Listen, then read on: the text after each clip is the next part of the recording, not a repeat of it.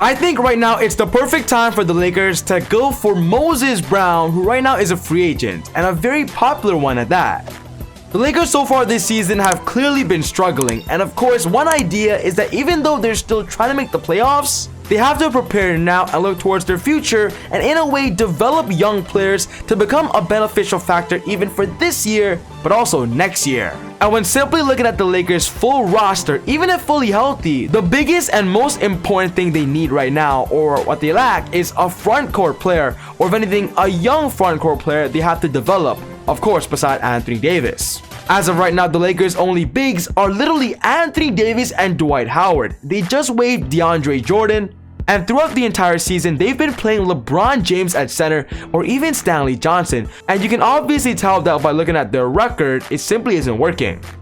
Which is why I believe the Lakers must target Moses Brown, a 7'2" young center that has so much potential. Rob Pelinka, go for Moses Brown right now. You can develop him to being a potential factor in the future.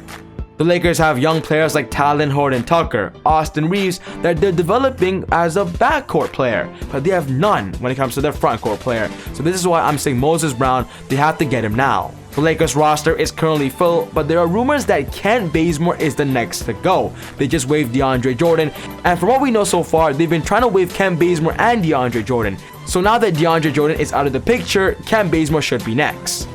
For those out there that don't know who Moses Brown is a young player, a third-year NBA player that of course has been bounced around with multiple teams. He hasn't been given the opportunity to really shine and get consistent minutes because usually he's playing behind a better star or just a more rotational player. But now with the Lakers needing someone to play the frontcourt at a long-term pace, especially with Anthony Davis currently out with an injury, Moses Brown could be getting a good opportunity in the bright lights of LA.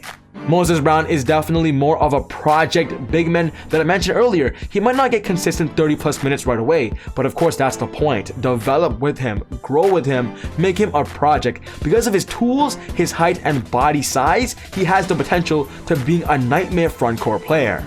As I mentioned earlier, he's listed at 7'2", has a 7.4 wingspan and a 9.3 standing reach. And honestly, with his size, speed, athletic ability, he has the physical tools to even be a physical presence in the paint. Someone who could give a good energy shift, of course when given the minutes and opportunity. And with the Lakers right now lacking a lot of interior defending, Moses Brown could be that guy. A big problem about Moses though is that if you watch him play, he's not the most, fluid and natural athlete.